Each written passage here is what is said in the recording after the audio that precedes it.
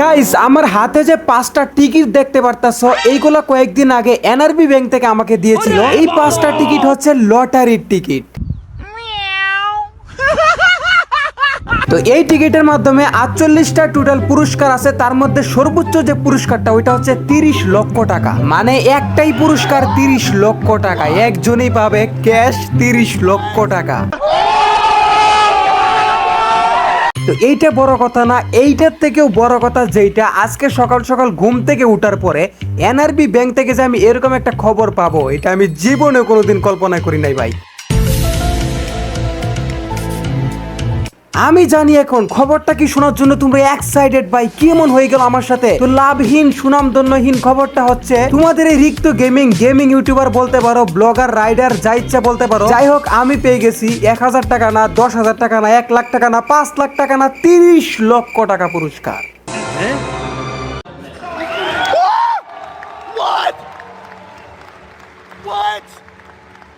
আমি জানি তোমরা এখন এটা বিশ্বাসই করবা না যে লটারির সর্বোচ্চ যেটা নাম্বার 1 পুরস্কার 30 লক্ষ টাকা ক্যাশ, ওইটা আমি কেমনে কি পাইলাম ভাই, ওইটা আমি কেমনে কি পাইলাম। আমি তো যাইতেছি এখন এনআরবি ব্যাংকে। সম্পূর্ণ ব্লগটা তোমরা দেখতে থাকো, সবকিছুই বুঝতে পারবা। তো চলো তাহলে যাওয়া যাক। গাইস, প্রত্যেকবার আমার সাথে একটা সুঘটনের মধ্যে অঘটন ঘটে, যেমন আজকে হইলো। আমার বাইকে অকটেন একদমই নাই। এই মুহূর্তে আমি অকটেন ভরার জন্য পাম্পে আসছি, আসার পরে দেখি আমার ট্যাঙ্কি খুলে না। মানে ভাই, এরকম একটা সিচুয়েশনে যদি এই আকাম হয় তাহলে বলো কেমনটা লাগে। মানে তেল একদমই নাই, আর মনে হয় না 1 কিলোমিটারও যাবে। এই মুহূর্তে যদি ভাই ট্যাঙ্কি না খুলে, ভাই কিরে একদম লক হয়ে গেছে, একদম জ্যাম হয়ে গেছে। দেখো এটার মধ্যে মানে পাম্পওয়ালা ট্রাই করতেছে, মানে এই যে কেরোসিন এইগুলো দিয়ে ট্রাই করতেছে খুলে কিনা, কিন্তু কোনো লাভই নাই। ট্রাই করতে করতে চাবি আর লক দুইটাই বেঁকে গেছে। এইগুলা বাইকের এই একটা সমস্যা ভাই, রেগুলার ট্যাঙ্কি না করলে এরকম লক হয়ে যায়। তারপরে আর কি গাইস, জাহিদ দেয়া মানে last FF, Zahid gaming IT আমার ক্লোজ ব্রাদার, তোমরা সবাই চিনো। জাহিদদের বাসা তো আমি যে জায়গায় থাকি এনে খুব কাছেই, মানে নবীনগরেই। তো ওর বাসার সামনে আমি এই জায়গায় আইসা ওয়েট করতেছিলাম, ও কোন সময় আসবে, আসলে এটা ঠিক করতে যাব। মানে এখন ট্যাঙ্কিটা এটা ঠিক করতে হবে, ঠিক করার পরে অকটেন ঢুকাইতে হবে, তারপরে বাকি কাজ। দেখতেই পারতেছো ভাই, এটারে গুতাইতে মানে ট্রাই করতে করতে কি একটা অবস্থা করছি, চাবি লক সবই একবারে বাঁকা হয়ে গেছে।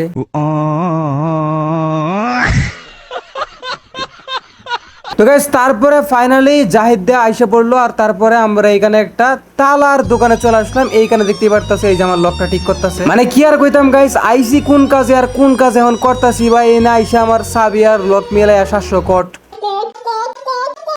আসলে গাইস কি বলবো, অনেক দিন ধরে ব্লগও দেওয়া হয় না। ব্লগ চ্যানেলটা খুলছি, এখন ব্লগ ভাবলাম আজকে একটা বানাই। এখন বানাইতে আছে ভাই এরকম হইবো আমি এটা ভাবি নাই। আকাম করতে যাই ভাই, এক কাজ করতে আরেক কাজ, মানে কি আর বলবো ভাই, কষ্টের কথা।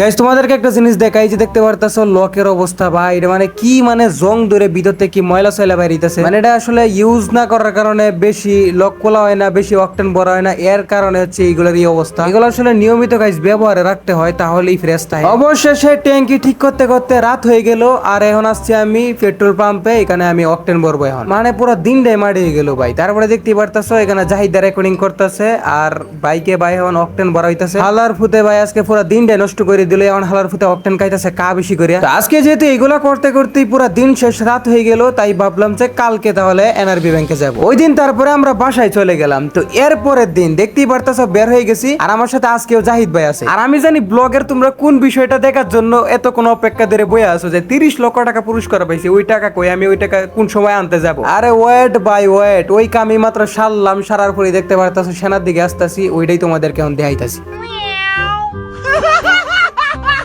আসলে গাইস কি বলবো, মাত্রই আমাদেরকে এনআরবি ব্যাংক থেকে আমার 30 লক্ষ টাকা ক্যাশ দিল। ভাবলাম একটু সেনা শপিং কমপ্লেক্সে গিয়ে উড়াদোড়া শপিং করি। ভাবলাম এতগুলো টাকা পুরস্কার পাইছি, লাখ 5 টাকা শপিং করি। তো আমার অ্যামাউন্ট দেখে কিন্তু সেনা শপিং কমপ্লেক্সও আজকে বদ্ধ হয়ে গেছে। বুঝতেছো তোমরা, আমার এত অ্যামাউন্ট দেখে আজকে সেনা শপিং কমপ্লেক্সও পর্যন্ত অফ।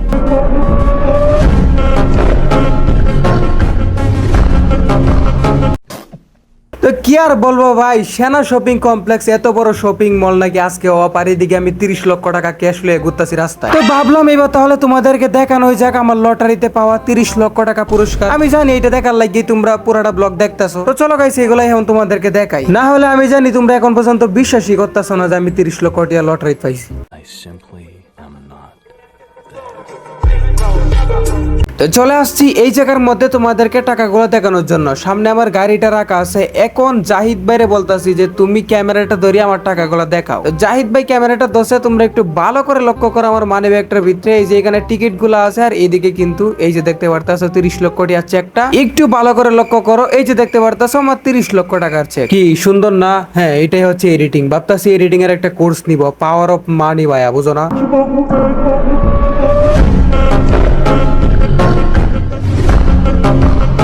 সুটিয়ে লাল করে দেবো, নোংরামি বার করে। আসলে বিষয়টা হচ্ছে গাইস, এতটাও সুনামধন্যহীন ভাগ্য আমার না যে সকাল সকাল উঠি 30 লক্ষ টাকা পুরস্কার। বিষয়টা হচ্ছে আমার এই ব্লগ চ্যানেলটায় অনেকদিন ধরেই কোনো ব্লগ দেওয়া হইতেছে না, কোনো টপিকই পাইতেছি না। আর জাহিদদের লগে অনেকদিন ধরে দেখা হয় না, তাই ভাবতাছি গাইস আজকে একটু জাহিদদের লগে দেখাটা হয়ে গেল, একটা ব্লগও বানাইলাম, যদিও ব্লগের নামে তোমাদেরকে পুরাই ধোঁকা। গাইস তোমাদেরকে আরেকটা জিনিস দেখাই, এই যে দেখতে পারতাছো জাহিদ ভাই কিন্তু তার ব্লগ চ্যানেল খুলছে, নাম হইছে জাহিদ ভাই, 543টা সাবস্ক্রাইবার হয়ে গেছে। তো খুব শীঘ্রই আমাদের দুইজনের ব্লগ আসতেছে আমাদের ব্লগ চ্যানেল গুলাতে। তো জাহিদ ভাইয়ের ব্লগ চ্যানেলটা আমার এই ব্লগের পিন কমেন্টে দেওয়া আছে, ওইখান থেকে তোমরা সবাইকে সাবস্ক্রাইব করে দ্রুত ব্লগ চ্যানেলটাই 1K সাবস্ক্রাইবার করে দাও। আজকের ব্লগ এই পর্যন্তই, ভালো লাগলে লাইক সাবস্ক্রাইব করে দিও। বেঁচে থাকলে দেখা হবে তোমাদের সাথে নতুন কোনো ব্লগার, মারা গেলে এখানে বিদায়। আল্লাহ হাফেজ গাইস।